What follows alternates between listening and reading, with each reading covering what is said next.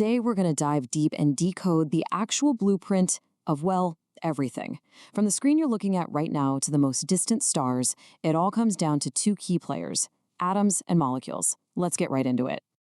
I mean, just let that sink in for a second.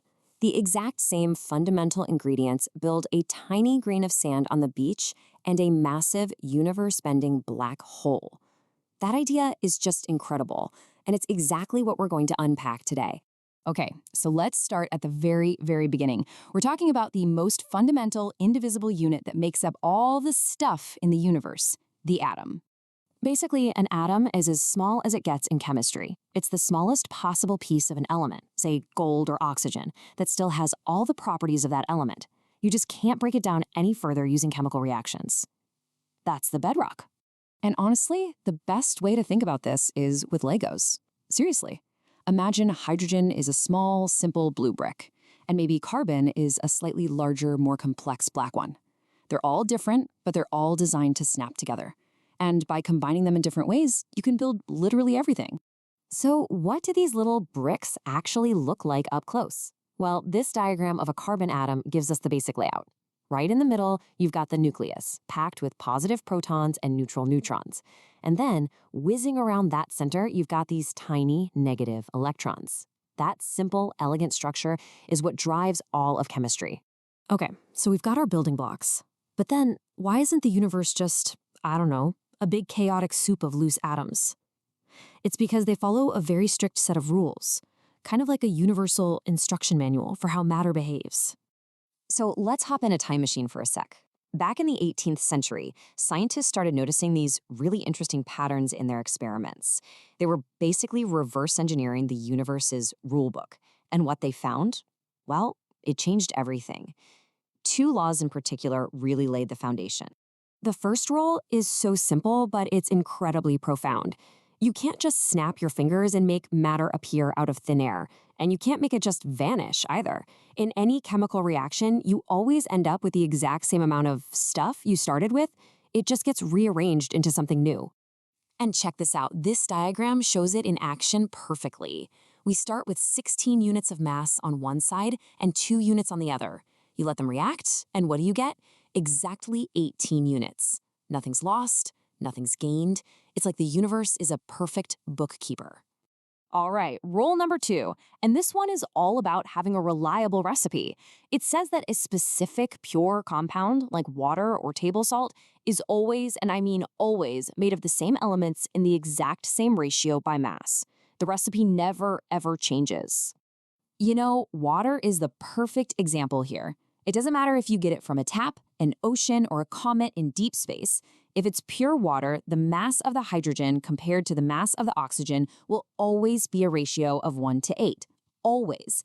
That incredible consistency is what makes chemistry a predictable science.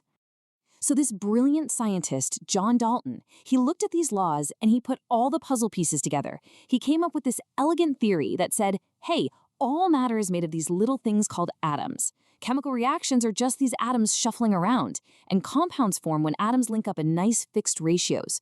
This was huge. It became the operating system for all of modern chemistry. All right, we've got the bricks and we've got the rulebook. Now it's time to actually start building something. This is where we go from individual atoms to the amazing world of molecules. So, what happens when these atoms start clicking together, following the rules? You get a molecule. It's what you get when 2 or more atoms get chemically stuck together.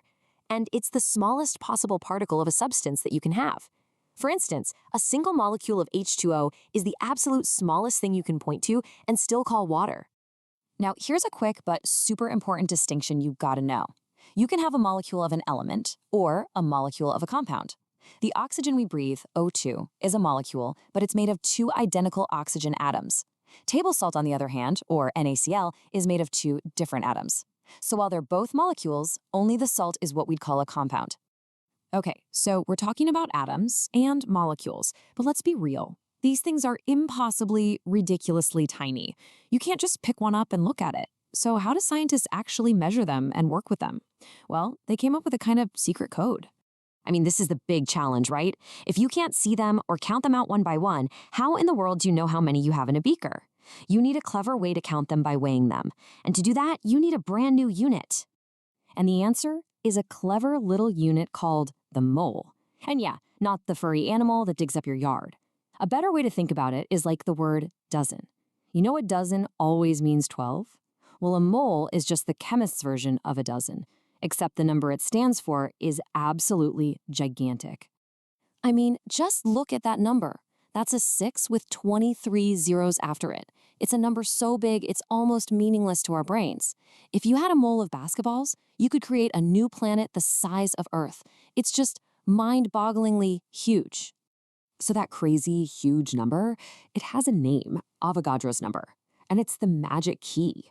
1 mole of carbon has that many atoms. 1 mole of water has that many molecules. It's the universal translator that connects the tiny, invisible world of atoms to the world of grams and liters that we can actually measure in a lab. Okay, one last piece of the secret code we need to crack, and this one is all about charge and electricity. See, an atom usually starts out perfectly neutral, the same number of positive protons and negative electrons. But sometimes it can gain or lose an electron, which messes up that perfect balance. When that happens, it gets a charge and becomes what we call an ion. And this image of calcium is a perfect way to see it happen. We start with a neutral calcium atom. It decides it wants to get rid of those 2 electrons on its outer edge, so it boots them off. Since it just lost 2 negative charges, it's now left with an overall charge of +2.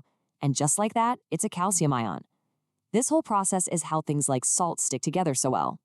And all of this leads to the final part of the code, the part you've probably seen before, the chemical formula.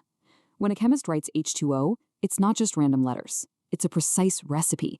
It's telling you this thing is built with 2 hydrogen atoms and 1 oxygen atom. It's the simple, universal shorthand for describing our world.